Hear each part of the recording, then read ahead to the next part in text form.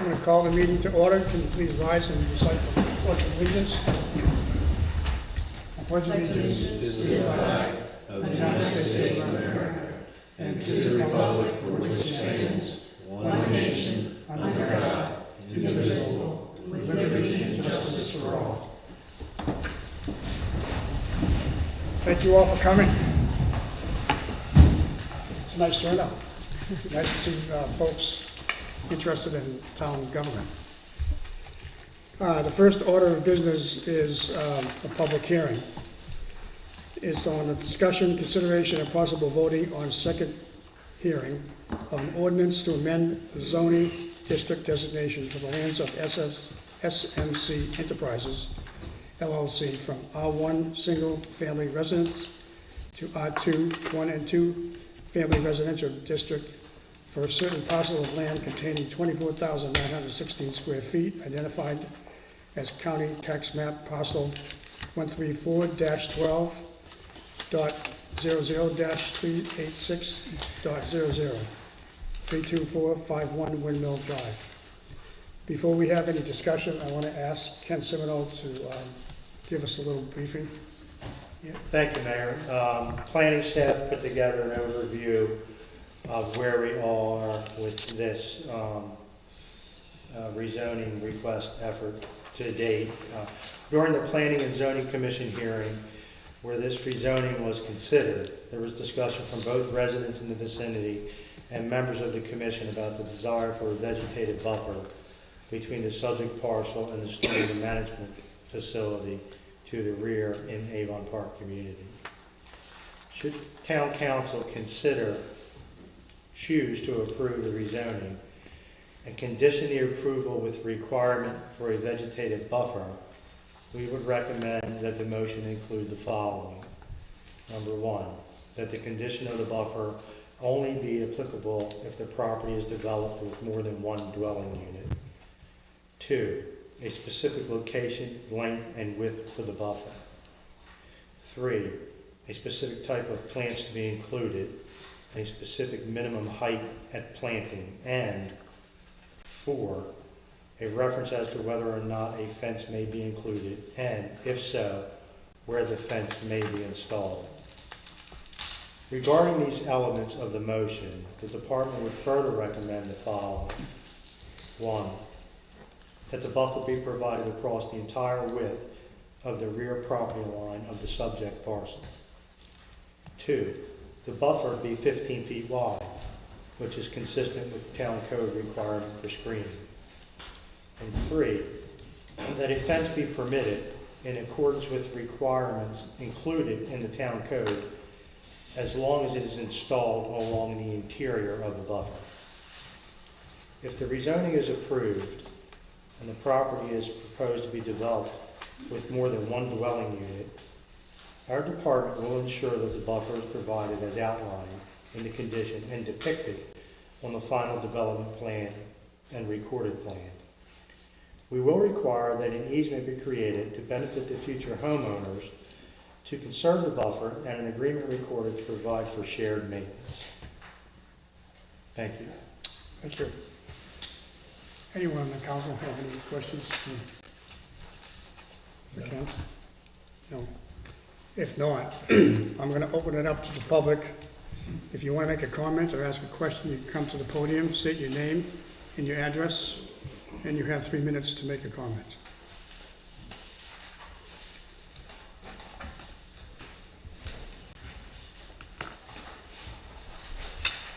Good afternoon, sir. Good afternoon. My name is Mark Seawalk, and I'm the president of the Avon Park Board of Directors. We did attend the zoning commission hearing at which the request was denied by a vote. I just have a few statements. I also have a written copy I can provide to. Can you state your address? I'm sorry. My address is 32 Brighton Street, Avon Park. Can I approach and give you these? Yes. If you want? I'll give it down.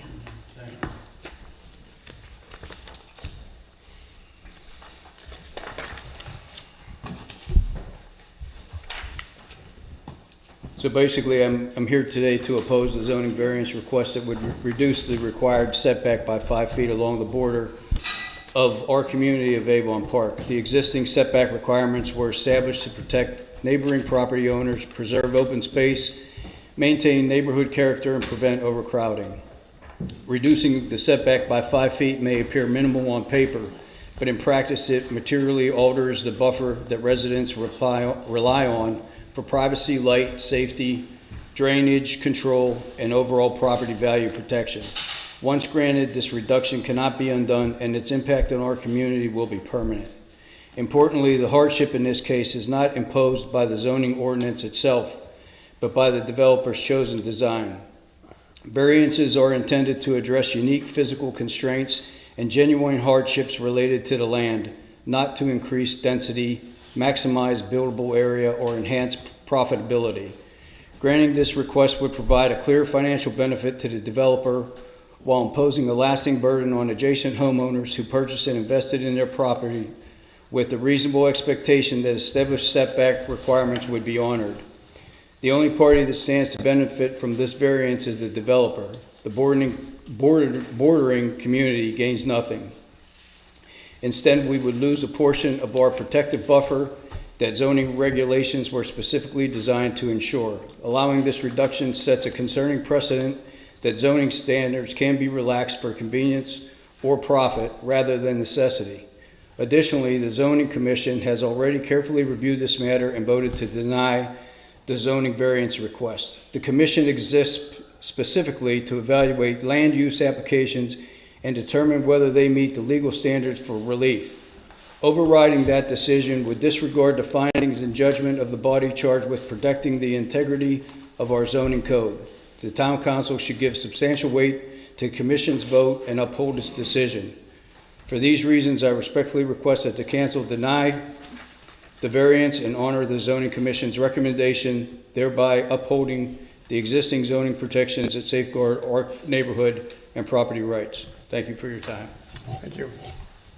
Mr. Mayor, if I could, I'd like to make one clarification about Yes. setbacks. Yeah, The difference in R1 single family and R2 semi-detached, front setback is the same, 25 feet. Side setback in R1 is 15. In R2 it's 10. The rear setback in R1 is 30, and in R2 is 30. So the only setback that differs is the side setback. okay, can I ask a question with respect to your presentation? Is that when you were talking about the setback of being 5 feet less than the 15 feet that you thought it was on the sides, your community and your homes are in the back, it's not on the sides, is that Yes, correct? they are on the side, sir. They are on the We side? do have a set of homes that are on the side where that zoning would shift. Okay. Thank you. Mr. Mayor, Questions? Yes, step forward. Mr. Mayor, Yes, sorry, it's Max Walton. I just wanted to make, it's very echoey here. I just wanted to make it clear that this is a rezoning and not a variance request. So in other words, you guys evaluate the criteria based upon not what the Board of Adjustment does for exceptional practical difficulty or hardship. You voted on whether or not they meet the factors that are set forth in the memorandum that Tanner provided you. okay, thank you. I think you had a question, you can step forward. State your name and address. My name is Megan Evans. I'm at 29 Avon Park Boulevard in Avon Park. I'm the side house, so my setback would be cut by 5 feet, and 10 feet is not a lot of space, so I don't support that and hope that at least the current setbacks can exist and be supported. Okay, thank you. Yeah. If you would like, I can give you a Yes, visual that would be for helpful. folks to look at.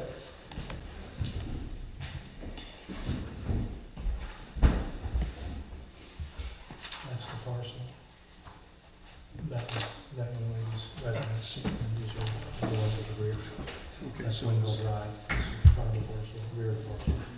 So it's just this one house. Yes, it is. There's pictures you saw it right here. And that's that one house that she's talking about. Did you see it? Yes. Are you more familiar with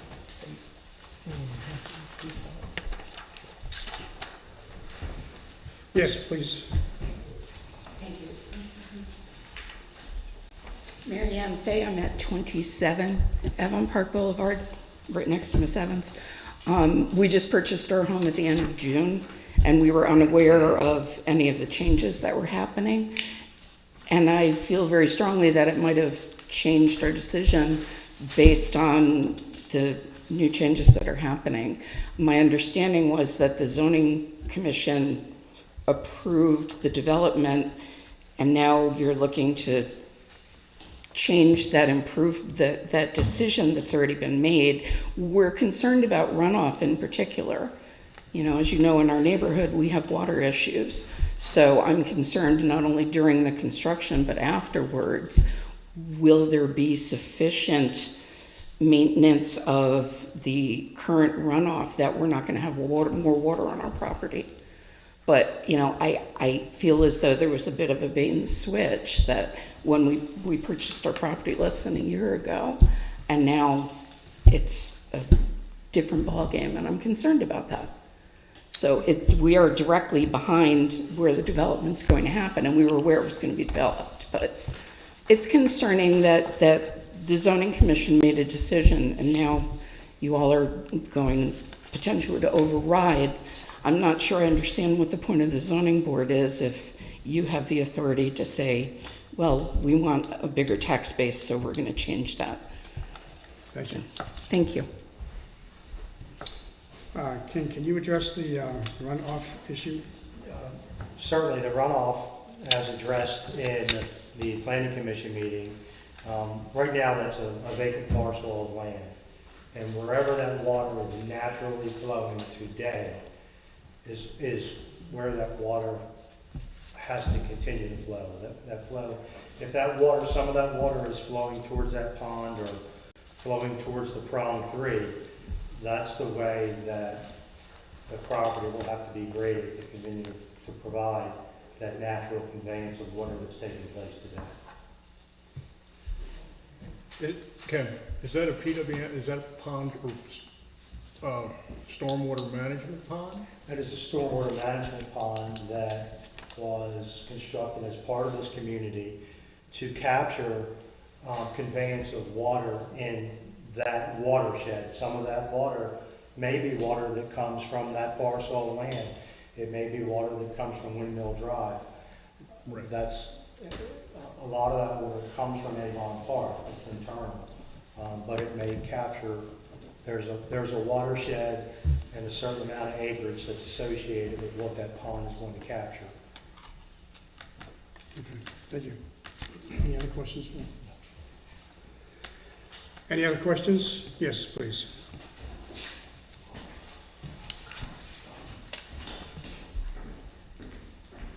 Wendy Keenan, 37 Brighton Street. My two concerns are if we have a zoning commission and they turned it down, why are we now in front of more people trying to get it changed? My only belief is that the gentleman that is trying to build there, as he said in the first meeting, well, I think at the planning and zoning, is that, face it, we just want to make money. So is that why we're here, just because he wants to make money by putting a duplex in there, when the zoning commission said no? I'm confused. Thank you. You have a comment? Yes. For those in attendance, the zoning commission's role in the rezoning process is to make a recommendation to mayor and council based on the information that they have in front of them. Rezoning any parcel of land within a municipal boundary of the town of Ocean View is ultimately the decision of mayor and council. Okay, thank you. Yes, please. My name is Zoe Cummings. I'm with SMC Enterprises, who is doing the project.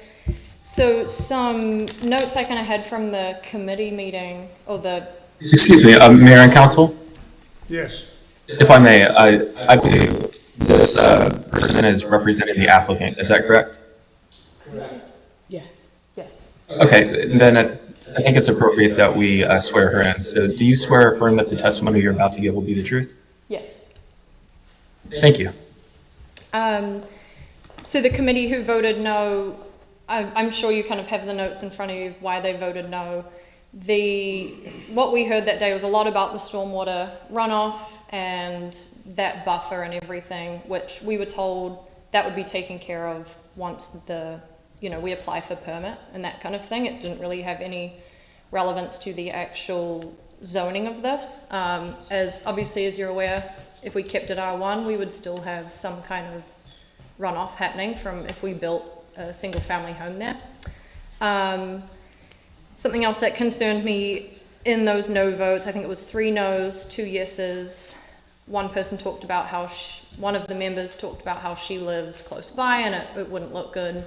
Like it wouldn't be, aesthetically pleasing to her and her area. That feels like a little bit of a conflict of interest. And, obviously we've been around here for 40 years, so whatever we build is going to be aesthetically pleasing. And as far as it being a semi-detached unit, it is surrounded by those. And now talking about the setbacks, I know there is a tree buffer between the property in Avon Park and what we would be building on. Does anyone here happen to know what Avon Park's setback limits are on the side? I don't know. Just looking at a map, it looks like it might be similar, so I wonder if it would be much different to what they're currently dealing with in the community.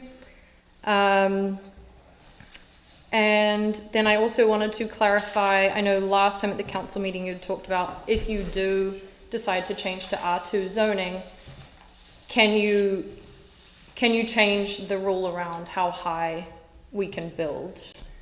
So I know right now I think we can build 42 feet high. If it were to be R2, would it be possible you could decrease how high we could go? It would have to The stay. height would remain the same at 42 Height would remain the feet. same. Okay, that is all I have. If I may, Mr. Mayor, I'd like to recap the votes from the Planning and Zoning Commission and the reasons. I'm sorry, were you finished? Oh, yeah, sorry. Okay, thanks.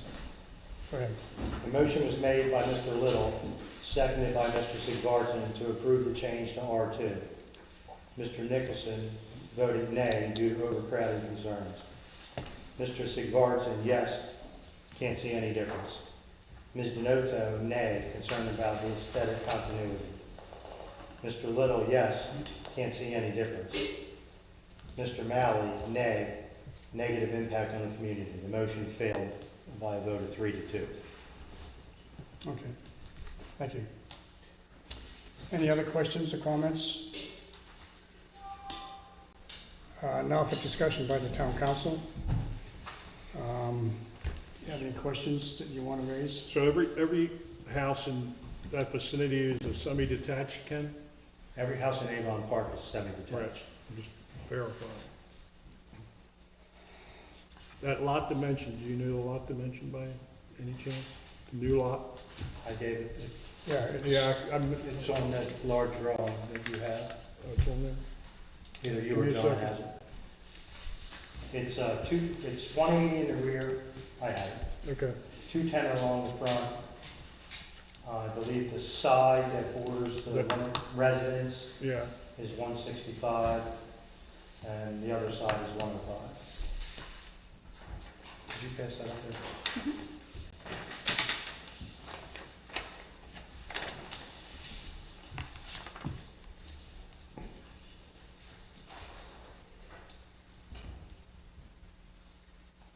Do you happen to know the lot size is as semi-detached as they are now?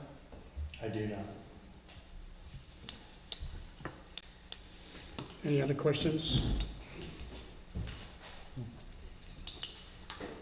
If not, then I need a motion.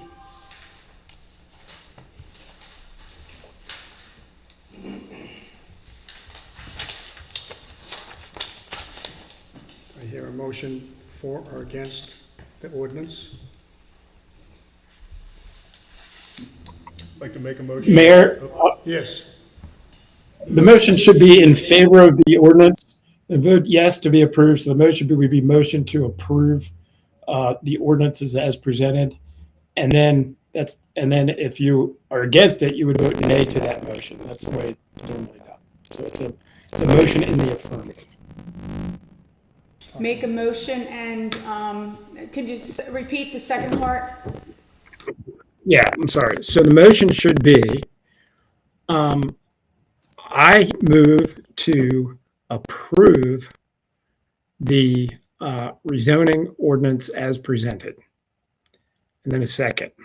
And so then if you voted in favor, you would vote yes, and if you voted against, you would vote no. Thank you. All right, so do you want to, So if you make that motion, well, can you vote against it? You can. You can vote against it, Okay. yes. You can also make, correct me if I'm wrong, solicitor, they can also make a motion to approve the ordinance with conditions. I'm sorry, thank you, Ken, for doing that. Yes, you can make a motion to approve with conditions, yes, but it should be stated in the affirmative. Yes, so you can Or approve. whatever conditions you may wish to put on. These are just the planning and zoning department's Right. suggestion, Right, had you decided to so do that. that motion would be a motion to approve the ordinance as presented with the condition outlined by the planning staff. okay, thank you. I'd like to make a motion, we approve the zoning variance with the conditions of the Planning and Zoning Commission. Change, Staff. staff, sorry. Okay. Yes, with one thing, Confused right it- then? Want to repeat it one more time? one modification. It's not to the zoning variance, you're not granting a variance, it's to the zoning ordinance as presented. I'd like to make a motion that we accept the zoning modifications as set forth by the Planning and Zoning Commission, Staff, sorry. including exceptions? Yeah, including exceptions. Do you have that, Donna? Did that sound? Would you read it off? Jay made a motion with modifications of the PC&D staff, including Conditions. conditions. Yeah. I think we're missing a part, the part that says, I make a motion to approve I make a motion. the ordinance. Okay. And then, depending on how you vote, Mr. it has to be in the affirmative, except for your vote is what your vote is. Yes. Councilman Tominski, Can I help? do you wish to say, I make a motion to approve the zoning ordinance as written with the conditions that were recommended by planning and zoning staff? Is that your intent? Yes. Do I hear a second? I second it. Okay, before we vote, I'm going to ask each member to tell us what their vote is and why they're voting the way they are. Starting with Mr. Tominski. Of course. I'm going to vote yes, because I look at the drawing and I see the dimensions of the lot. I see the same physical size that already has an existing duplex on it or semi-detached. So I think it's comparable. Okay, thank you. Can I ask you a couple of further questions? Go ahead. Yeah, sure. Does the ordinance comply with the comprehensive plan, to your knowledge? Yes, it does. Yes. He's asking. And does the ordinance promote the health, safety, and the general welfare of the town of Ocean View? Yes. Is the ordinance made with reasonable consideration as to the character of the district and the peculiar suitability for the particular use? Yes, with the exceptions as noted by the planning and zoning team, staff. Now, is the ordinance made with a view to conserving the value of buildings and encouraging the most appropriate use of the land throughout the municipality? Yes, Is all of those reasons, are they incorporated into your vote? most definitely. Thank you. Mr. Blanchett? With the stipulations mentioned by Mr. Semino for the greenery and the additional work, I vote yes to amend the zoning district designation for 2 reasons. Mr. Semino testified at the November 20th, 2025 planning and zoning meeting. Quote, the parcel is shown on the future land use map within the comprehensive plan as a planned community, which would support a mix of residential unit types. At that same meeting, Mr. Lober added there could be a combination of up to 3 homes, a single-family home, and 2 duplexes. Their testimony indicates to me that allowing the change, 1, complies with the comprehensive plan by allowing a mix of residential types, and 2, furthers the most appropriate use of land throughout the municipality, which is the intention of the comprehensive plan. Thank you. Mr. Walsh? I also vote to approve with my 2 constituents, based on the same basic reason. One reason, definitely, this house that's to be constructed would follow within the comprehensive plan of the community in the area. It's the same type of house that is currently in the community bordering where it's going to be built.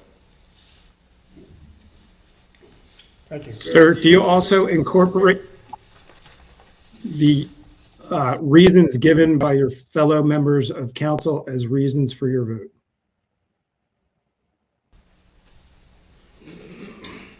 All right, I also vote yes for the following reasons.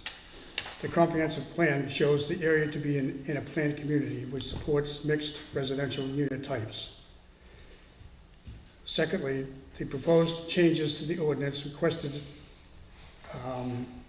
or suggested provide for a more open space concept with a tree line buffer with the other community. We haven't discussed the fence issue, whether or not we want to include a fence or not. That would be entirely up to you folks. It was recommended The motion was, by planning staff. Okay, the motion included as recommended. okay.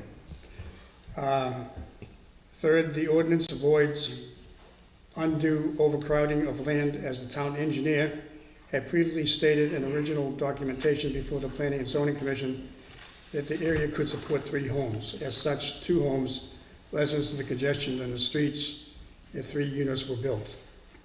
Fourth, the ordinance also takes into account the suitability of particular uses, as the community across the street, Bishop's Landing, is comprised of single-family townhomes and condominiums, as does the adjacent community of Avon Park, which is zoned as R2. Next, the ordinance for this parcel is designed that the height of the buildings will be within the specifications of surrounding homes. And for these reasons, I vote in favor of the pending ordinance to rezone the portion of the lands from R1 to R2. One final thing before you close the record, Mr. Solicitor.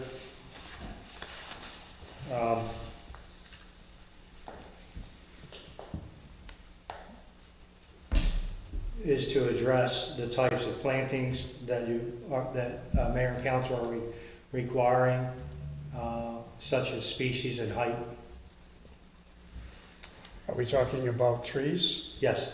I thought giant arborvitae was the one I saw mentioned in some of the traffic. Green giant arborvitae, 6 to 8 foot plantings across the, or similar species. or similar species across the Entire back of the properties. With respect to the fence, is it your intention to include a fence and that the fence be installed along the interior of the buffer?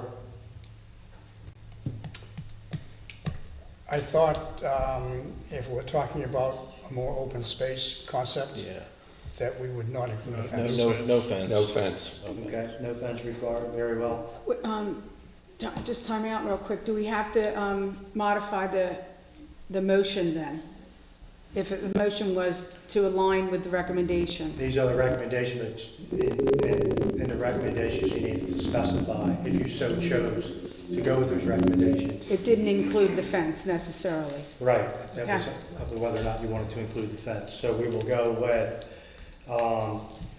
green giant or similar type of species, 6 to 8 feet tall, across the entirety of the rear of the parcel. No fence. Right. Correct. Correct. Thank you, Mr. Solicitor. So the ordinance so passes unanimously 4-0. Thank you. Moving on, I need a motion to adopt the agenda. Motion to adopt the agenda. Second. All in favor? Aye. So passes 4-0. I need a motion to approve the minutes of the regular meeting of January 13, 2026. Make a motion, we approve the minutes of January 13, 2026. A second. All in favor? Aye. So passes 4-0. I need a motion to approve the workshop minutes of January 13, 2026. I move to approve the workshop minutes from January 2026. Second. All in favor? Aye. So passes 4-0. Moving on to communications and presentations. We're going to have discussion, consideration, and possible voting on the Millville Volunteer Fire Department grant request for 2026. Chief? Sorry. Thank you, Mr. Mayor. Doug Scott, Fire Chief, Millville Volunteer Fire Company. First, I want to say thank you for having me here today. Mr. Mayor, Council, a lot of friends I see in the room that I know. It's good to be here. Let me start off by saying we've always had a great working relationship with the town, and I really appreciate that. That's been extremely helpful and comforting to know that we have, we're lucky enough to have two towns that are very supportive, and thank you very much. So today, I want to give you a little bit of background before I get into the request itself. The Millville Volunteer Fire Company is a 501c3 nonprofit serving the towns of Millville, Ocean View, and the surrounding areas for 90 years, which happens to be our anniversary this year. We have provided fire and rescue services, and then for 65 years, we have provided ambulance service to the town. Our mission is to deliver the highest level of life-saving service to our communities. And we currently have 2 fire stations. The first one is our headquarters on Atlantic Avenue in Millville, and the second one is out on Omar Road in Clarksville. We have 70 active members on the rolls. We have 15 full-time career employees. The Millville Volunteer Fire Company operates 3 engines, 1 rescue engine, a tanker, a brush truck, 3 utility vehicles, 4 ambulances, a rescue boat, and a command vehicle. The Millville Volunteer Fire Company last year handled 3,028 calls for emergency medical services. We transported 1,714 patients to the hospitals. In addition, on top of that, we responded to 601 fire and rescue calls. We've been providing this service since 1936. The Millville Volunteer Fire Company has maintained a close working relationship with the town of Ocean View, serving as their primary fire and rescue and emergency medical services provider. The Millville Volunteer Fire Company participates in town events and with the town of Ocean View Police Department. The Millville Volunteer Fire Company, along with the Ocean View Police Department, prepares emergency plans for Lower Baltimore Elementary School. We have conducted joint training with the police department to prepare for active assailant scenarios and Amber Alerts for missing children. Each year in October, the Millville Volunteer Fire Company educates local school children by participating in the National Fire Prevention Week at Lower Baltimore School. This week-long event allows firefighters to speak directly to the children about home fire safety, dialing 911, home exit drills, and the dangers of playing with matches, stop, drop, and roll, the use of fire extinguishers, and kitchen safety. Last year, the Millville Volunteer Fire Company responded to 111 fire and rescue calls in town, along with 425 emergency medical calls, for a total of 536 calls in the town of Ocean View. This year, we are requesting the amount of $84,443 in assistance from the town of Ocean View's Emergency Enhancement Fund to ensure that our firefighters and new recruits have compliant and safe equipment. This funding will purchase 15 sets of turnout gear, including pants, coats, and helmets for use during emergency response and required training. We're also requesting funding for 20 radio straps, which will allow our firefighters to carry a portable radio underneath their turnout coats, therefore protecting it from the high heat and water during firefighting operations. Turnout gear, also known as bunker gear, or firefighting personal protective equipment, PPE, is an essential piece of equipment for our firefighters. It is worn by firefighters when responding to emergency calls and is designed to protect them from heat, flames, and other hazards associated with firefighting. The gear typically includes a coat, pants, which are made of flammable resistant materials, along with a helmet, gloves, and boots. The coat and pants are usually made of a combination of materials, including Nomex, Kevlar, and other synthetic fibers that provide both thermal insulation and protection against flames and heat. The helmet is designed to protect the head and face from falling debris, while the gloves and boots are made of materials that provide protection from heat, flames, and other hazards. Turnout gear is essential for our firefighters, providing the protection needed to safely and effectively perform their duties.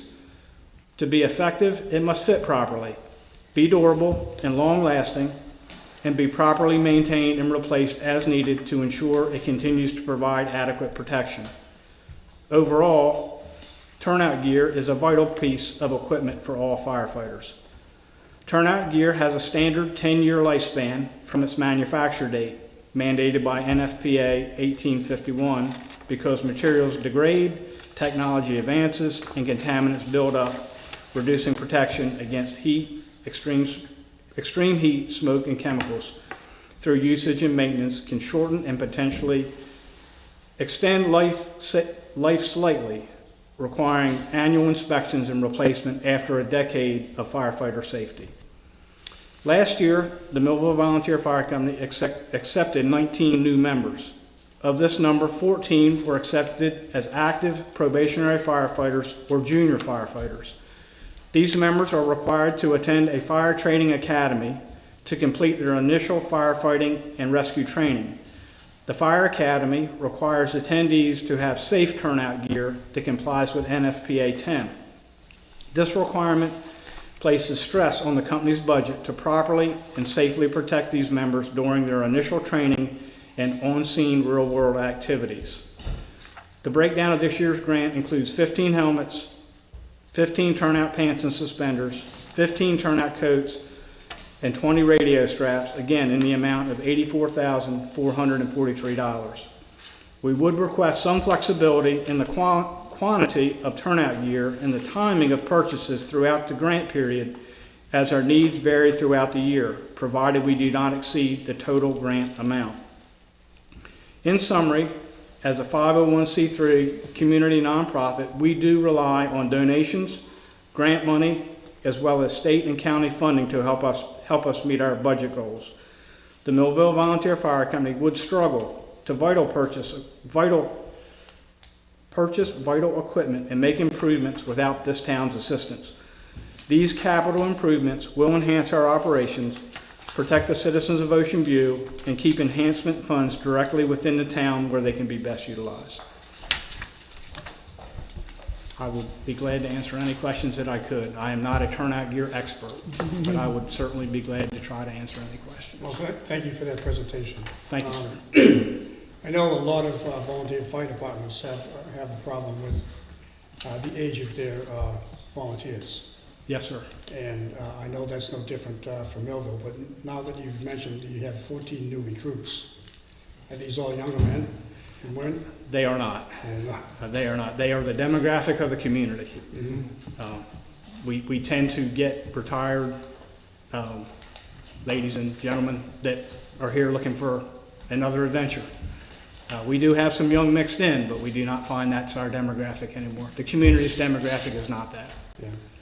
Okay. Any other questions? So if we do the grant, buy this gear, Yes, sir. is it fair to say that they'll be well protected and up to date? Yes, sir. As a whole for the PPE? Yes. Okay, thank you. Yes, I'd be very comfortable with the gear we're buying. I provided some materials, Yes. and this is the gear we currently purchase. We're required by our procurement policy to bid every year on an amount of this much money, and but we would buy something with the same protection. So within reason, it's the best we can get those guys? It is, absolutely. Any other questions? No. I need a motion to approve I move to approve. the request for $84,443 for the town of, for the Millville Volunteer Fire Department. Second. All in favor? Aye. So passes unanimously. Thank you, Mr. Mayor. Are you going to be here for the whole meeting? I certainly can stay. I know the ambulance service was coming up under new business. I do have that document with me. Well, if you don't mind, maybe we can move that forward so you wouldn't have to stay. Sure. Is that all right?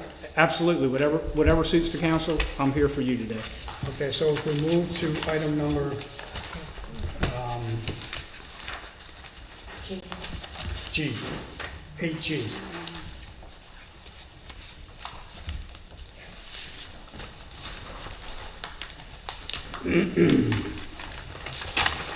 So this is a 3-year agreement that starts May 1st of 2026, and it would run through April 30th of 2029.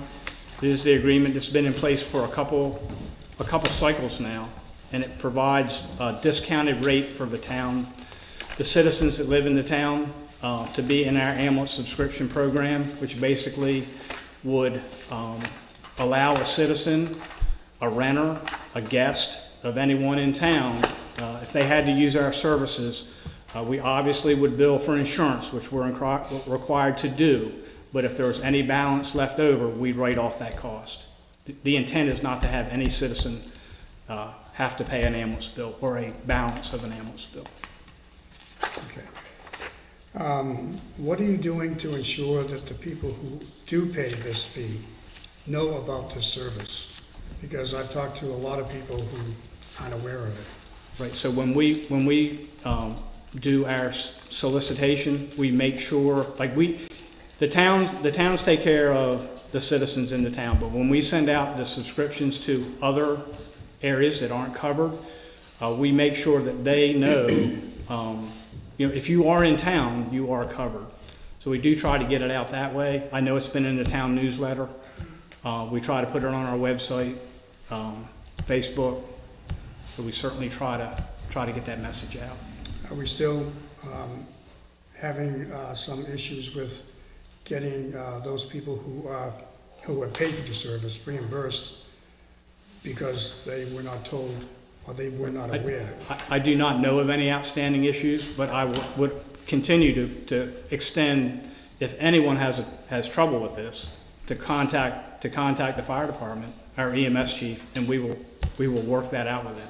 Okay. Yeah, the intent, and listen, it's just a scenario at times when we are so busy that we just can't cover every call in our district. We have to share mutual aid. There's just no way around that. But when that happens, if they would happen to get a bill, we would certainly encourage them to reach out to us, and we'll take care of that. Okay, thank you. Can I ask a question? We would never intend anybody to have to incur that cost. I just wanted to clarify, so to make sure everybody understood that, that means if somebody gets a bill from another ambulance, That's another correct. And company. that's most likely how that would happen. And they would, and you all honor each other's? Yes. Okay. Yep. We have agreements. It's mostly Bethany and Roxana who we deal with. So, Any other questions for the chief? No, that was the question I had. yep. It's reciprocal. Yes. across, yeah. Yep. And I need a motion to approve the continuation of the ambulance subscription service agreement. I move to continue the ambulance subscription service. Do we have a second? Second. All in favor? Aye. So passes. Thank you, Mr. Mayor, Council. Thank you again for your support.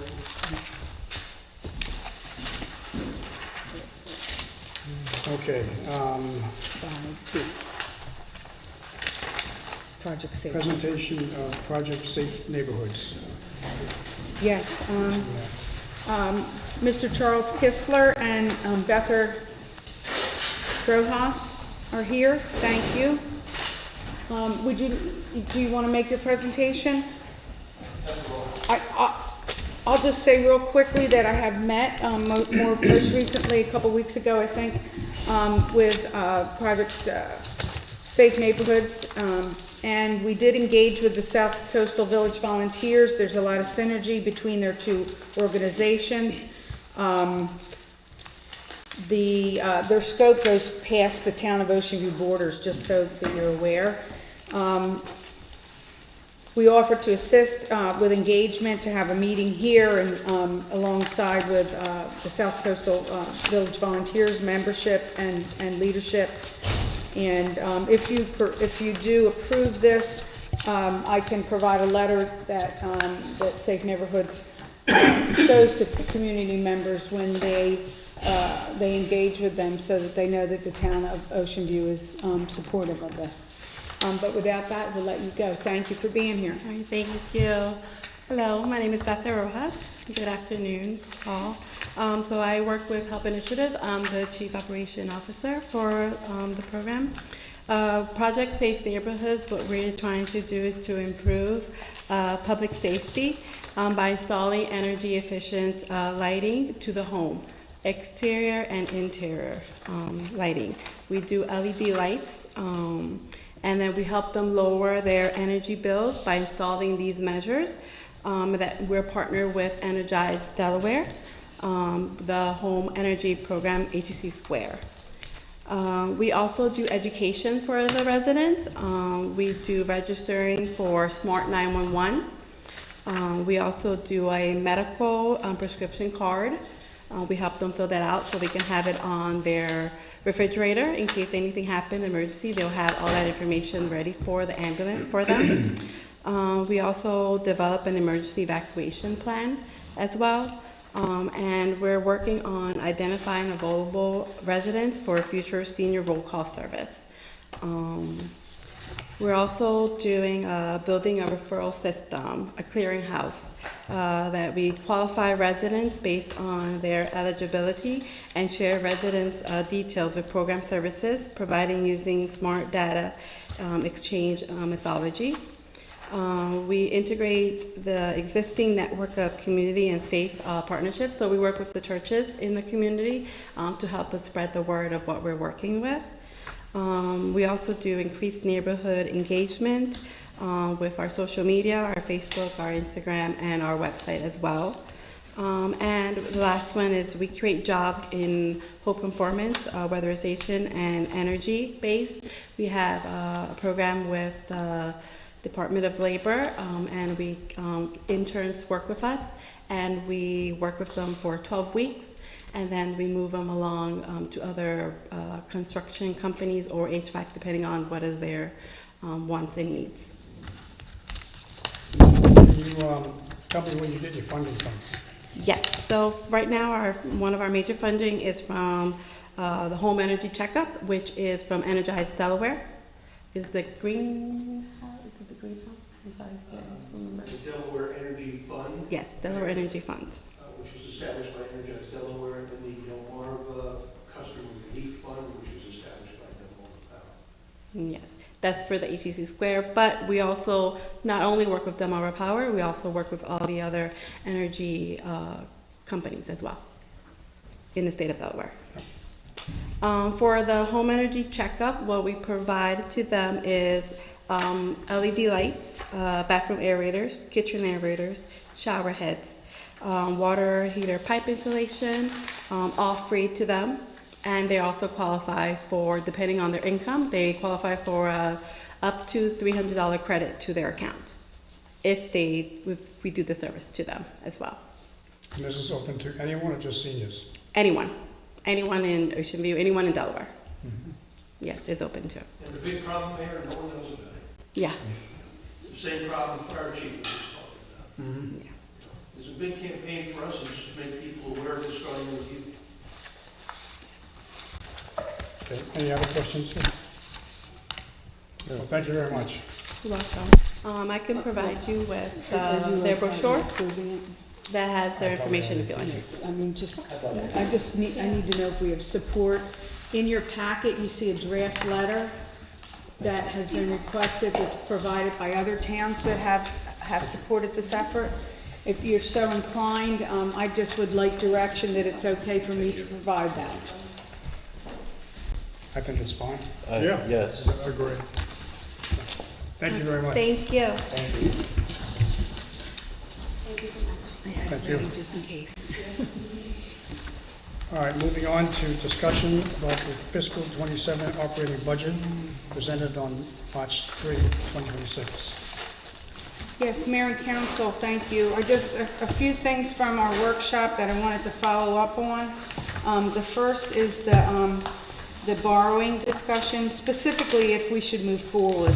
I did provide some information about feedback that I received either right after the meeting or if I was contacted, such as opportunity, will our consultants take consideration of the midterm elections with the impact on rates in association with timing of the borrowing? And they did respond that there will be plenty of opportunities to talk about the market conditions as we get closer to pricing everything out, if it's determined that we would move forward with the borrowing initiative. I also had a resident in attendance that questioned whether the Ocean View Police Department required any infrastructure funding. I have since advised there wasn't a good opportunity during the meeting to do so, but that at this time there are no infrastructure related needs that have been identified or anticipated in regard to the police department, and also that the police department participates actively in our budget process. Likewise, that the same individual had suggested that if so, we could add to the amount that has been recommended for borrowing. And Dawn and I both, with our considerations in forecasting and the funding of the debt service by the trust, would not recommend increasing our borrowing to a higher level than what we've already recommended. Regarding debt limits for the town, also wanted to share a little bit of a clearer picture. It was discussed, but when I listened to the tape, I thought maybe it might still be some confusion. So our borrowing limits are based on 25% of the total assessed base property value for the town. Utilizing the adopted assessed value effective March 31, 2025, a year ago, it's approximately $1.393 billion. Therefore, the 25% debt limit is approximately $348 million, and borrowing at the level of $6,788,000 that has been recommended falls at the 0.48% and is therefore under the debt limit by $341 million. The total assessed property value limits will be updated at the end of this month for the certified tax roll for the next budget season. So I just wanted to give a little bit of clarity because you're talking percentages and everything. It's well under what you could, albeit Dawn and I think the limit is a little extensive. We may come back to you to make an adjustment to that in the future, but we're well under it. Regarding the discussion of the cost of projects increasing, Again, we reached out to our financial consultant because that was one of the questions that you had that wasn't really fully driven home. They've seen countless situations of clients waiting for grants, and even if they get a grant, it's far below the increased estimate of the cost of the project.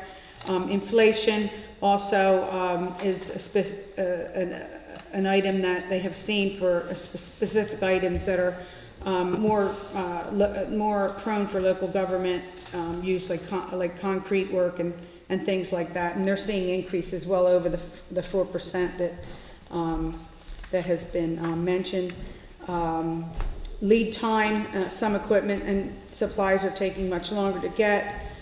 They also suggested that there may be an opportunity to bundle our bids together for some better outcomes as far as pricing. Additional information I shared just from some information that is available related to the cost index and delaying projects has been noted that it can represent up to 50% increase for business. If we wait many more years to do these projects, they could cost us up to 50% more. So what we're looking for this one is direction as to whether or not we should continue to move forward with this effort. And I want to just point out that I'm pulling out the schedule, the proposed preliminary schedule that was provided at the workshop. And if you say to move forward tonight, you haven't made a final decision on borrowing. It's just, if you're totally against it, we need to just stop right now. I do want to say, though, the value of, correct me if I'm getting this wrong, Dawn, but I think it's about 40 cents, approximately 40 cents. You know how we talk about 1 cent on the tax dollar? So to do all these projects and not have increases or not kick the can down the road, it's about a 40-cent tax rate increase if we don't do it the way that we proposed. Okay, so I think that would be something that would delay them, understanding past history with tax increases. So the next time you would be dealing with this would be the May meeting, regular scheduled council meeting, where there would be an introduction of parameters, ordinance, and a resolution. Okay, so that would have the opportunity for public participation. And the next would be in June, where that would be a first reading. Okay, and then in July a second reading. So there's much more opportunity for public input, for you to have more questions if you have it, and you'll have more solid information to actually be making decisions on. But we would like to get some direction. You don't have to vote, but I don't have a full sense of where council stands on it. Well, I think from the workshop and the presentations that were made, it was laid out fairly clearly that this is a good thing for the town. And that, you know, there has been some direction by the town council that we need to move on projects and get them done in a timely way. And they haven't been able to do that because we haven't had the funding. So I think it's a good thing to move forward. I agree. Nothing's going to get cheaper over time. So we should strike while the iron's hot and get some things accomplished. Any other feedback? I'm also in alignment with conversation Ken Semino had last time. Now's the time to be doing all the planning we have for the next few years, because pricing is better, negotiation's better, and it's time to definitely consider going into this direction. Nothing gets cheaper. Okay. People pushing the can down the road. Okay, I think I satisfactorily have gotten my direction. I appreciate that. And sorry to be so pushy. We appreciate your comments, though, because it takes a lot to sell something. It's definitely different than what people are used to. So I think it's the way it was presented and the feedback we got is what's helped make this work for the town. Appreciate it. Okay, so the second topic is, as you know, we have had a request, and we also talked about this at the workshop, to add non-secular holiday displays in our park. So I'm looking for feedback and direction from council. As you know, next month is when you'll have your final opportunity to vote on the budget. So anything we have to change or not, we'd like to know now. So I have advised that the estimated cost for adding up to 3 non-secular holiday displays would be $4,000. Currently, our holiday displays fall into the category of secular. That means non-religious. This conversation is in relationship to the request that we got for a menorah lighting to take place. Menorah continue to be considered non-secular, unlike Christmas trees and the appearance of Santa Claus, which are two things that occur during our holiday event. So just some direction on that. Yes, ma'am, I'm firmly against it. We need to keep church and state separate. We don't need to get in the business of buying religious items, de facto religious items, and the game of who chooses what religion's included and who's not. The smart play is to stay out of religion altogether, keep the ceremony as it is, which is successful. Bless you. Bless you. That was a religious. Oh. Timing's everything. So I agree. Take it back. I agree that, You may say, God bless you, I'm not going that far. You don't need my permission. I agree with John. I think we need to keep it secular. That this can become unwieldy with where do we stop at what religions get it and what don't. The cost will be escalating the more we put in, and we're trying to keep the cost reasonable, so I think it should stay secular. I'm in alignment with staying secular as well. I think the cost would just keep spiraling upward, and let's stay the way it is. Ditto. Okay. Thank you again.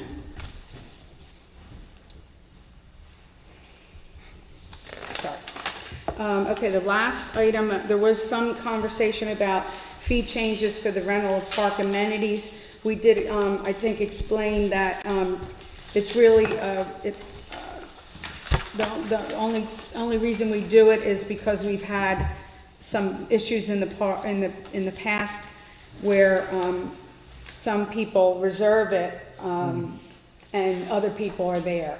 So we had to put a permit process in place so that if somebody did reserve it in advance for an activity, typically it's the pavilion and the grills for birthday parties and such.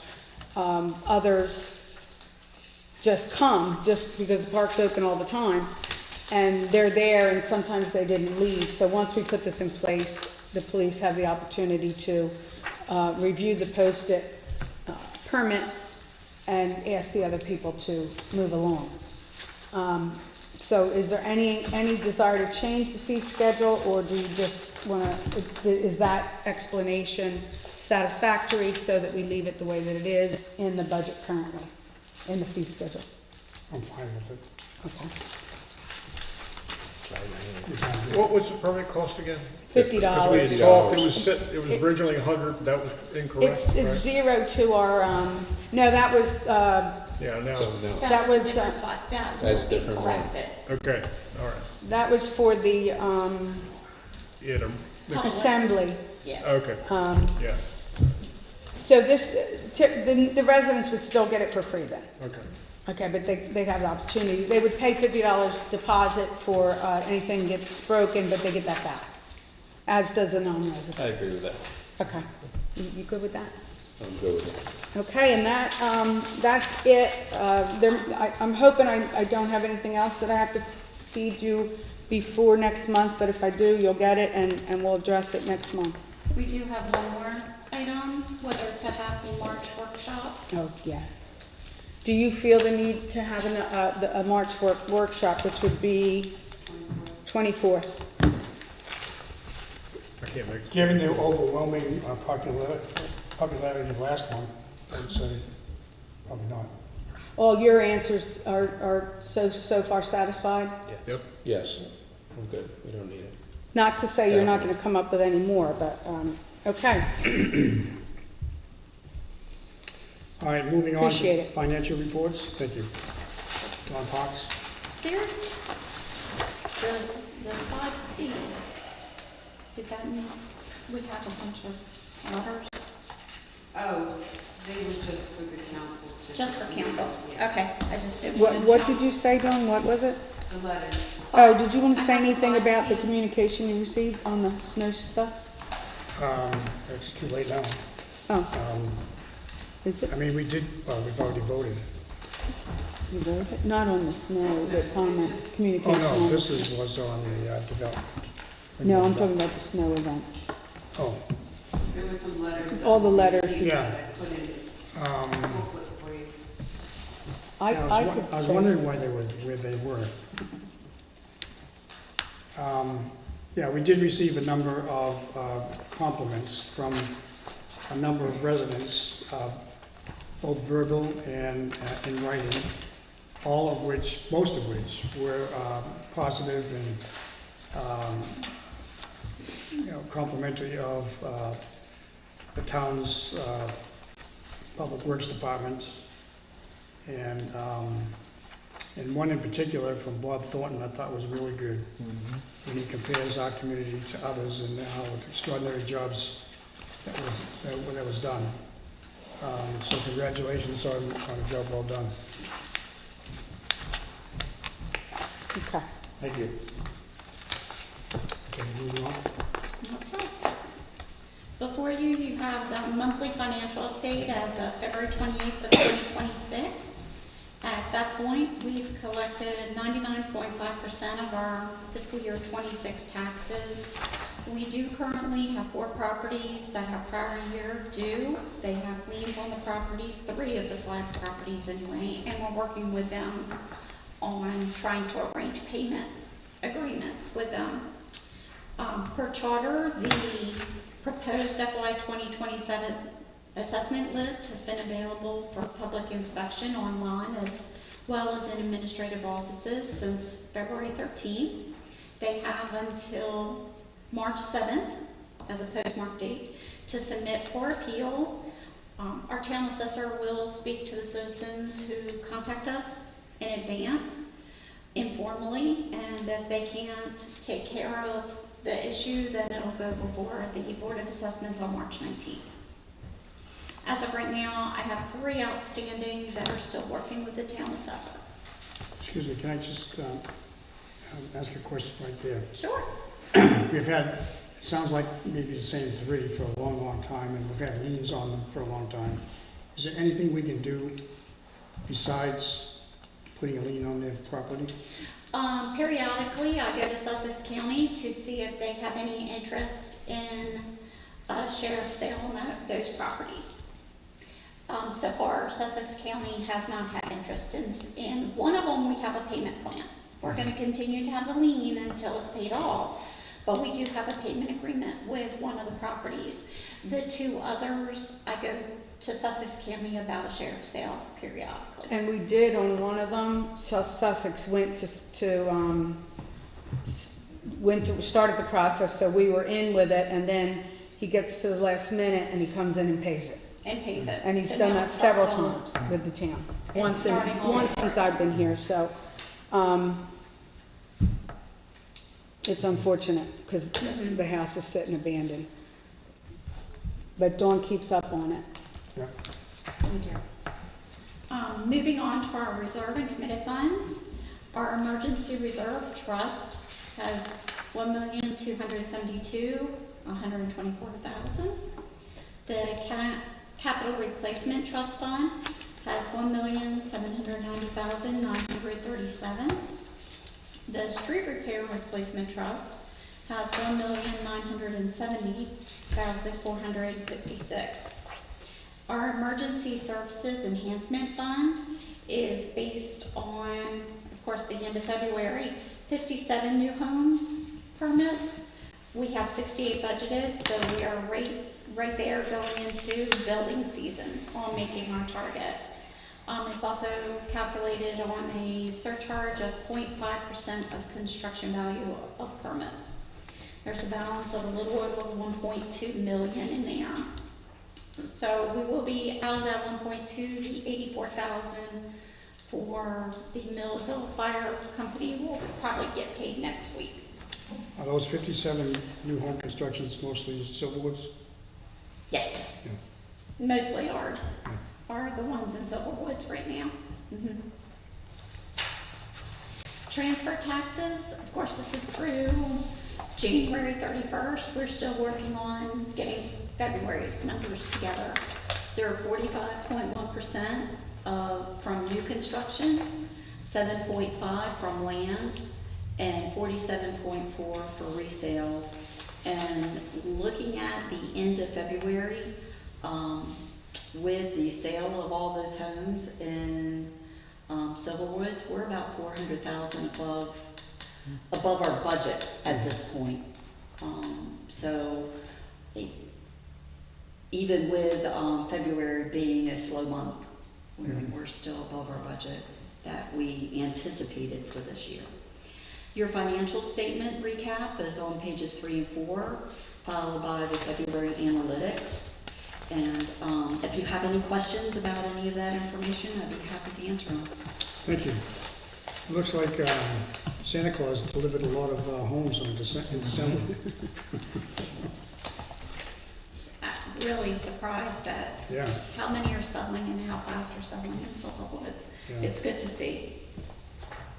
Any questions for Dawn? No. No. Okay, thank you. Thank you. Moving on to the public safety report. Captain? Thank you, Mayor. You have your, you should have the public safety report before you. If you have any questions about that, I'd be more than willing to address it.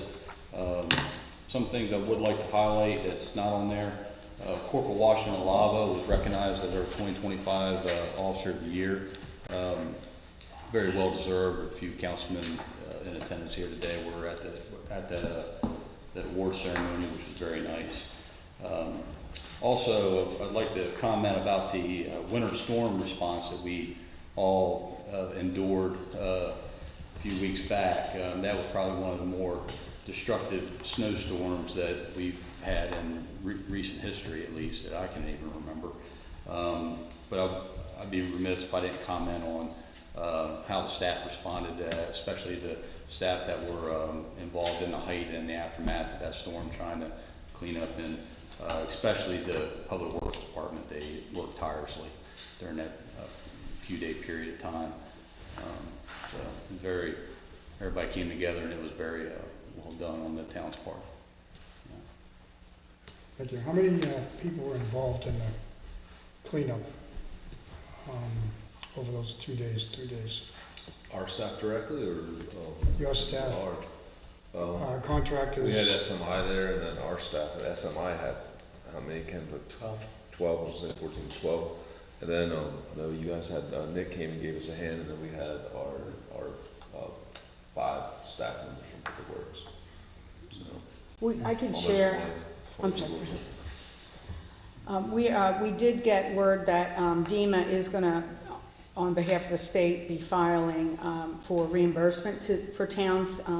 So we're compiling a lot of information. They're not making it easy to get the reimbursement. And the second submittal is due tomorrow with more information requests, pictures and everything. Thankfully, they took a lot of them.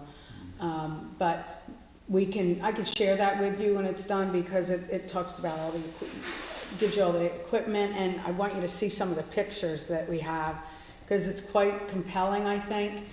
You know, I was in the comfort of my home when the worst of it was going on, and the pictures that they took during, and the damage afterwards, the number of trees down, really kind of drives home that it was significant.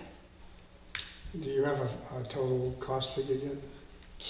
123,000. What was our budget? We budget 45. And I think we hit that pretty close with the storm. The first storm. The first storm. Yeah. As you know, we don't typically budget for this full amount. If we were having this level of response required year after year, which we've had many years we have nothing, we would budget higher. But as you know, we have always eyeballed the unassigned fund balance to assist with this. But we're hoping that we get a good part of that reimbursed, and so we'll see how that goes. The 5 days of tree removal alone was at a cost of $25,000. This would also fall under the use of the emergency reserve trust as well, if need be. Thank you. Moving on, planning and I zoning have one development. question Oh, about yeah. snow.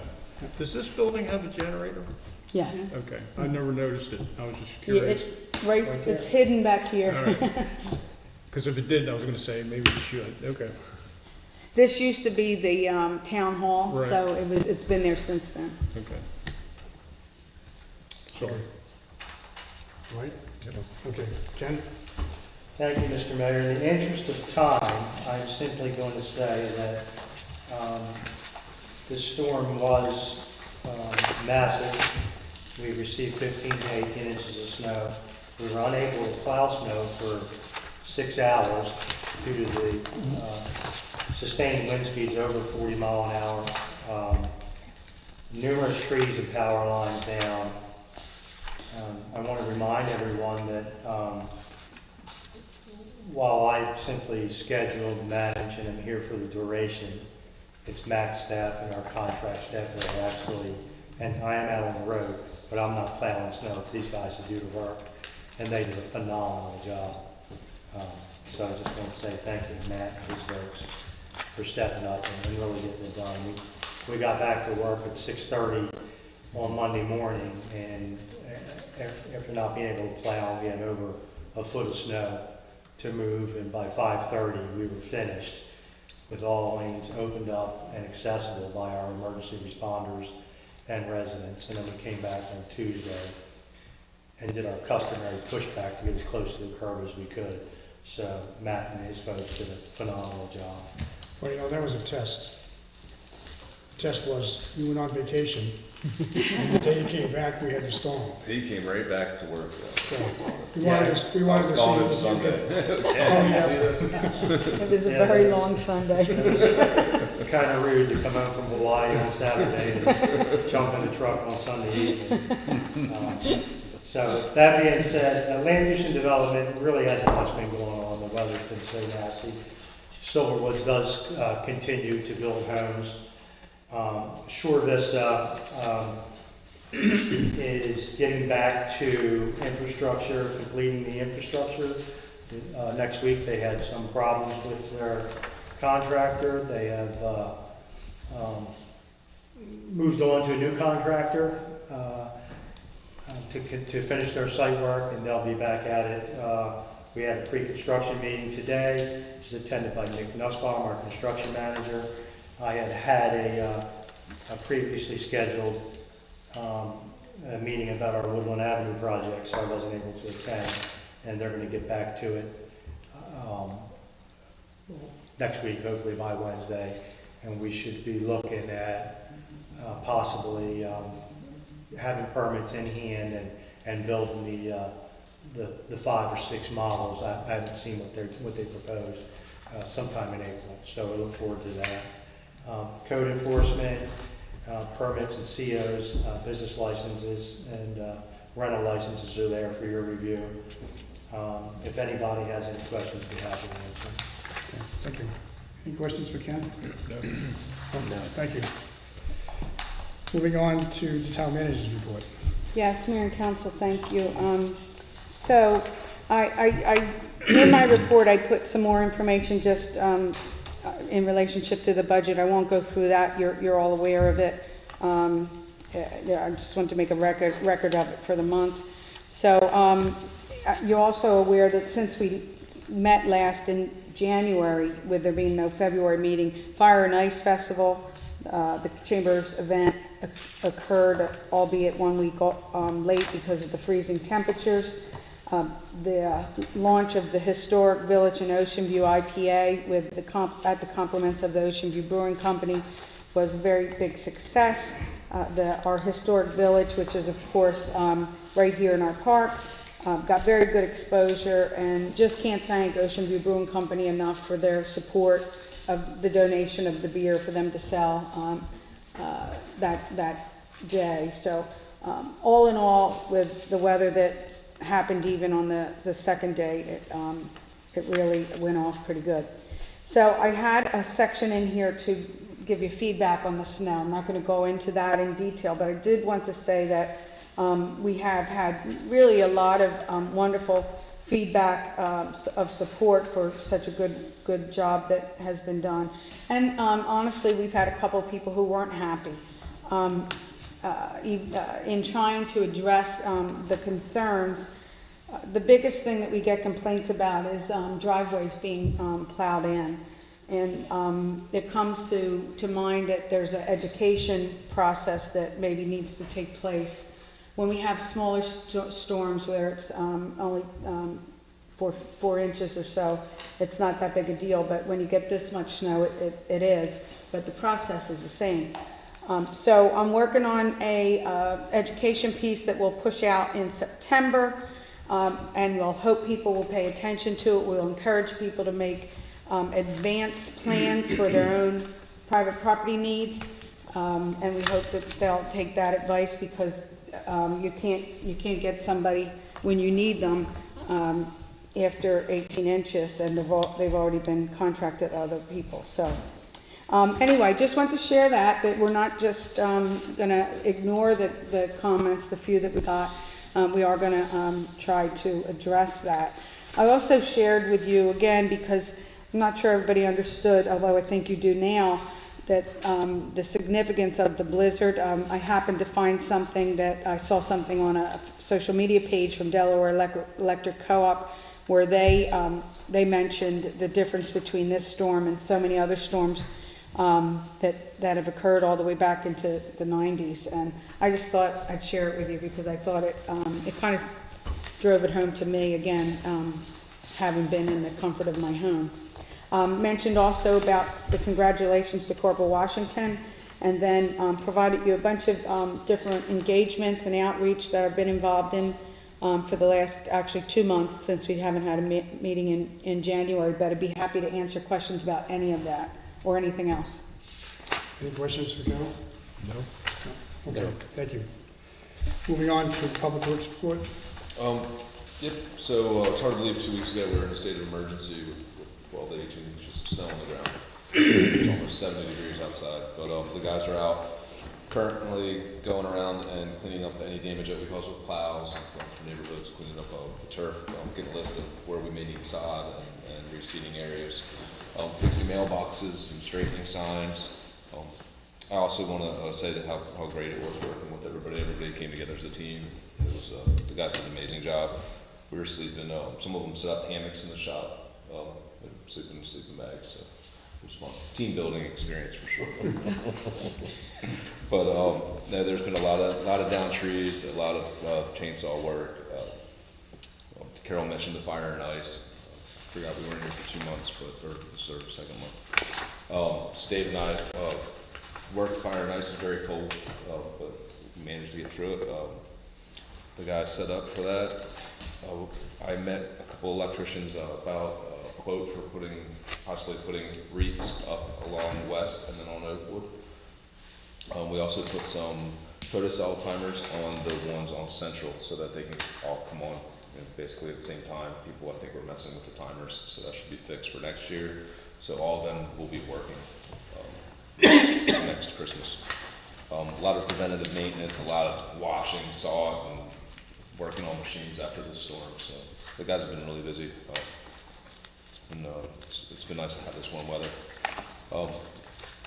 Dave, Jacob, and myself attended the Delaware Parks Recreation Society annual conference in Rehoboth.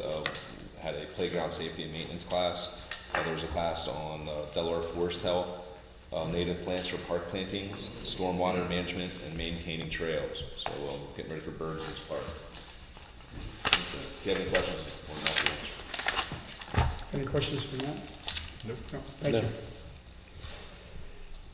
Moving on to the Millville Volunteer Fire Department. report.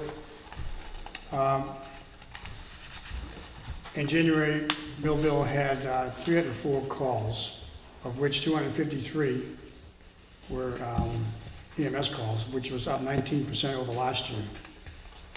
And in the town of Ocean View, we had 41 calls in January compared to 33 at the same time last year.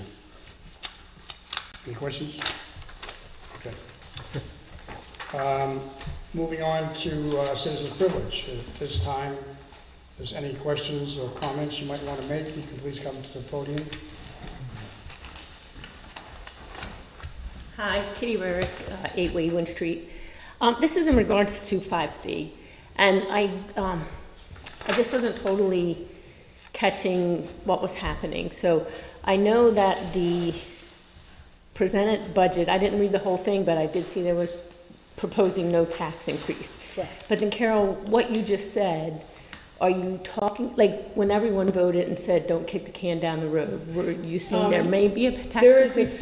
There was a section of the workshop where we talked about, and I have a copy, I can give it to you, where we talked about borrowing for infrastructure.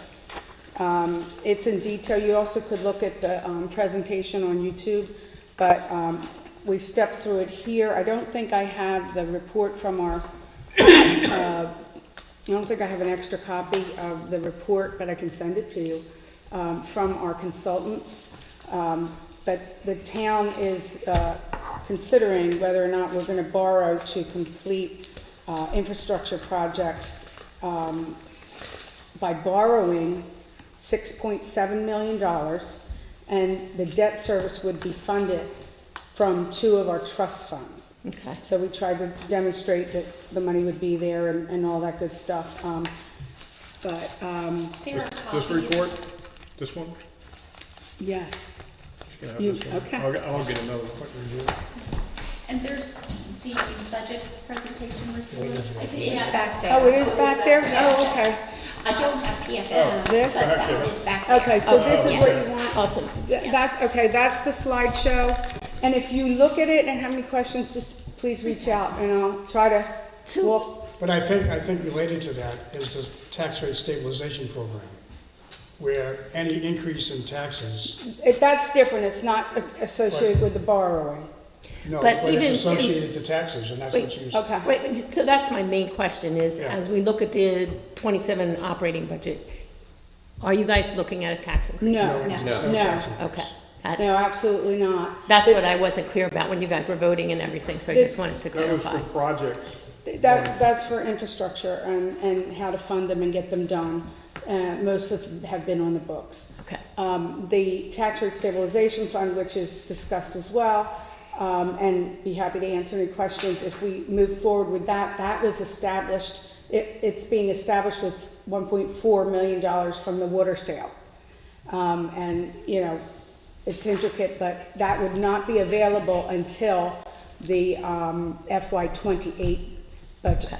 So it So, but wouldn't- for it's not 27, established we're not now. looking at a tax It's not increase at all? established that, it would be established by ordinance if council are so inclined. Okay. But for next year, Dawn, no tax increase? Nope. That's what I want to know. Thank you.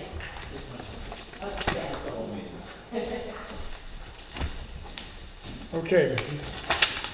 See no other comments, moving on to new business. An ordinance establishing the annual operating budget for fiscal year ending April 30, 2027. Is that you or Dawn? It's just an introduction. It's just, yeah, It's just an introduction, somebody just needs to Oh, read it. You okay. did that.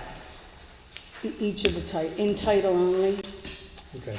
and All right. And the other is an ordinance establishing the revision of the capital expenditure budget for fiscal years, April 30, 2027 to 2031. And an ordinance to adopt a new Chapter 16 of the Town of Ocean View Code to establish a tax rate stabilization trust fund. Moving on. Discussion. wait, hold on. Did you?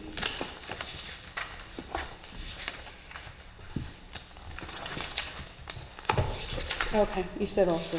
Okay, I'm sorry. Discussion, consideration, and possible voting on the Town of Ocean View unattended display policy. Carol?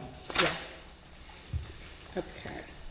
So, Mayor and Council, in association with the review and consideration of the request to add additional holidays displays, it has also been recommended by the town solicitor to adopt a new policy for the purpose of addressing unattended displays on town property. The purpose of which is to define the location and terms under which unattended displays may be permitted on town property. The policy, as recommended and drafted by the town solicitor, allows that the town of Ocean View may erect unattended displays on town-owned property that are placed and maintained by town personnel or town-hired contractors and owned, rented, or leased by the town. Private unattended displays, secular, non-secular, or other types of displays will not be permitted on town-owned property. Unattended displays erected on town-owned property will be removed by the town at the expense of the person or organization that erected it. It's recommended by vote of council that the town of Ocean View establish this, the attached policy, which was crafted by our town solicitor. Okay. In order to take into account the fact that we provided advice to you or direction to you to have secular displays only, I would like to make a suggestion to Article 3, Procedures, number 1. And the town of Ocean View may erect unattended displays on town property. Unattended displays on town property must be erected, comma, secular, comma, and be under the control of and remain by town personnel. So what I'm Okay, I see what you're saying. What I'm saying is inserting the word secular between erected in the next phrase. So you're just saying any unattended displays on town property must be erected, comma, you said, secular, which means non-religious, and be under the control of and maintained by the town. Yes. I think that should be fine. I don't know if the solicitor wants to opine on that at this point. Hi, Carol. Yeah, I think that's perfectly fine to clarify. Okay, thank you. So, any other questions or comments? Nope. I think we need a motion to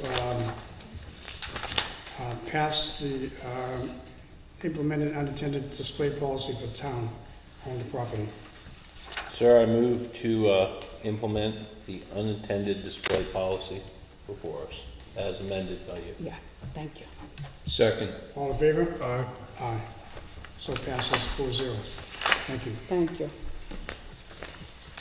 Discussion, consideration, and possible voting to establish an unassigned fund balance. John Hawks. Sure. During the financial analysis that was done by our consultant PFM, it was brought to our attention that we do not have a policy that establishes the threshold of our unassigned fund balance. We do have a fund balance policy which was approved by council in April of 2012. So what you have before you is a policy that is an addendum to that fund balance policy. We, of course, in the past 8 years, Carol and I have used what our goals are according to the, generally accepted practices of having at least 2 months or 17% as our minimum to have an unassigned fund balance, with a goal of having a 4-month unassigned fund balance as our limits. So what this does is just put that in writing, that what Carol and I have been doing for the last 8 years during the budget process is now a policy. Did you want to? No, it's just, it was a recommendation that came out of the analysis. We stepped through. I think this is the last thing that we needed to address. So the lower limit is 2 months reserve, upper is 4 months? Yes, Maximum is 4. Okay. yes. And it was up as far as 6% at one time. Is that right? And what this does, it also addresses that if we go over that, we submit to council for approval use of that overage, which this year during the budget process, we are submitting. Besides that, we've already submitted a few things during the year to be used, but $235,000 to be used towards the Berzins Park is in the budget. And you'll recall there's times that things have come up during the year that were not anticipated, and we were fortunate that we had the funds to address them. Okay, any questions? No. Okay, I need a motion to approve the fund balance policy, unassigned fund balance. Mr. Mayor, go ahead. No, Mr. Walsh, go ahead, please. Mr. Mayor, I'd like to make a motion to approve the unassigned fund balance. Do I have a As second? stated. I second it. All in favor? Aye. Aye. So passes 4-0. Thank you. Thank you. Discussion, consideration, and possible voting on a town sign honoring Miss Delaware, Haley Mack. I received earlier today a telephone call from Colleen Twazik that we might want to put this on hold until another date, as there are at least 2 other women who have been Miss Ocean View and became Miss Delaware. So if we're going to erect a sign, there has to be some discussion about, do we do it for all of the past and have one sign? Do we do many signs? How long do we put it up? Do we want to have one in total? Because it seems to be the birthplace of Miss Delaware. So, Maybe we can put that sign up. This is the place. so I'm saying that let's postpone this until another time. So, Yeah, she asked for it to be tabled. yeah. So if you're so inclined to do that, which it sounds like you might be, we would have opportunity to figure all of that out. Just so you know, we did get this request from Senator Hopper's office, because they got the request and they pushed it to us since it was Ocean View related. And I will communicate with everybody. I had already sent an email out to the requester, Miss Mack, who is now Miss Delaware. I hadn't received any response, and I had told her that this topic was going to be on the agenda today.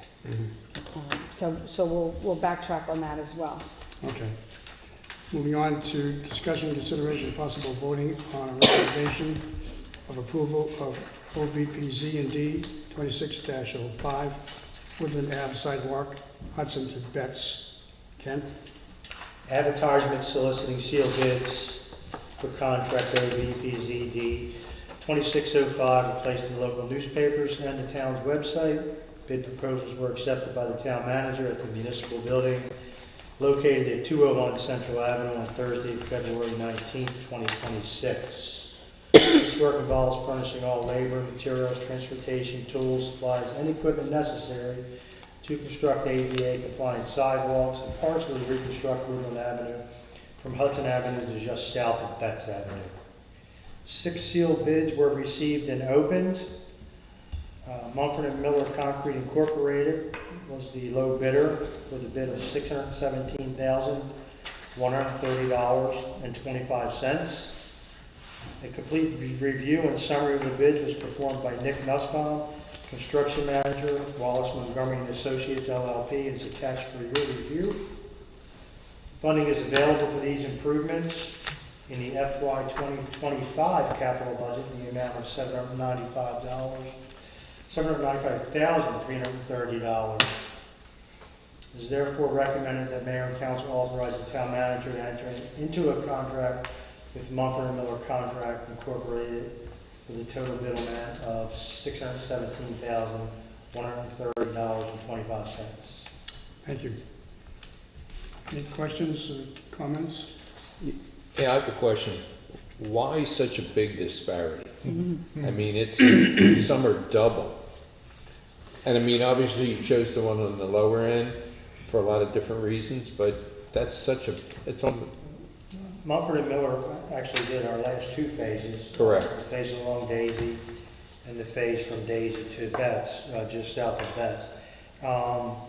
I think the disparity, the last two bids may have been construction firms that picked up the package late and then were late deciding and rushed their bid. And that's unfortunate. The other four were, while the last two were $100,000 more, they're certainly more in line. I mean, we've had conversation, you're now getting more bids because more people are looking for work. Right. So it's advantageous that you continue to do that. It's great that you're doing that to get the right deal for the right project. And I appreciate that. Okay, I need a motion to authorize the town manager to enter into a contract with Mumford and Miller Concrete for $617,130.25. Mr. Mayor, I'd like to authorize the town manager to enter into a contract with Mumford and Miller Concrete Incorporated for the total bid amount of $617,130.25. Thank you. Do I have a second? Second. All in favor? Aye. So it passes 4-0. Last item, discussion, consideration, and possible voting on the recommendation of approval of OVPC&D 26-08, fiscal year 2026, street paving. Okay. Advertisement soliciting sealed bids for contract OVPZ&D 2608 were placed in local newspapers and the town's website. Bid proposals were accepted by the town manager at the municipal building located at 201 Central Avenue on Tuesday, February 3rd, 2026. This work involves furnishing all labor, materials, transportation tools, supplies, and equipment necessary to make roadway patches, mill and overlay Hudson Avenue, Tingle Street, and Longview Drive, all located in the incorporated town of Ocean View. 5 sealed bids were received and opened. Jerry's Inc. was the low bid with $114,956.19. While Jerry's Inc. was the low bid, we have used Jerry's in the past and we're not happy with their management of the project. We underwent secondary consideration with Jerry's with respect to the management of this project, on-site management of this project, having the right people available to manage their forces. We feel confident that we have communicated to them what our expectations are and that they will meet those expectations. Complete review and summary of the bid was performed by Nick Nussbaum, construction manager, Wallace Montgomery and Associates, LLP, and is attached for your review. Funding is available for these improvements in the FY 2026 Street Repair and Repaving Plus Trust Fund in the amount of $162,119. It is therefore recommended that the mayor and council authorize the town manager to enter into a contract with Jerry's Incorporated for the total bid amount of $114,956.19. Okay, thank you. If you had problems with Jerry's Incorporated previously, why do you give them a second chance? Their work product was fine. It was just the management of the staff and our construction managers inspector had to be more involved than we usually are, hand-holding and those types of things. Secondly, I didn't want to throw $20,000 out the window for such a small project. It's just 3 streets, which should be completed in a week. Yeah. So after the discussions that we had with their management team, we feel that they'll be able to get the job done and they fully understand that if we have problems this time, that we will bar them from bidding our projects.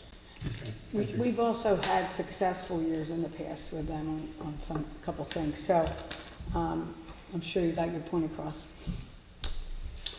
All right, any questions? No. I need a motion to authorize the town manager to enter into a contract with Jerry's Incorporated for a total amount of $114,956.19. Mr. Mayor, I'd like to authorize the town manager to enter into a contract with Jerry's Incorporated for the total bid amount of $114,956.19. Thank you. Do I have a second? Second. All in favor? Aye. So passes 4-0. We got a second citizen's privilege. Would you like to say anything? I'm good. Okay. Hearing none, and we have no executive session, I need a motion to adjourn. Make a motion, we adjourn. Second. All in favor? Aye. So passes 4-0. Thank you very much. Thank you, everybody. Did you ever send a message to Mark Kevich?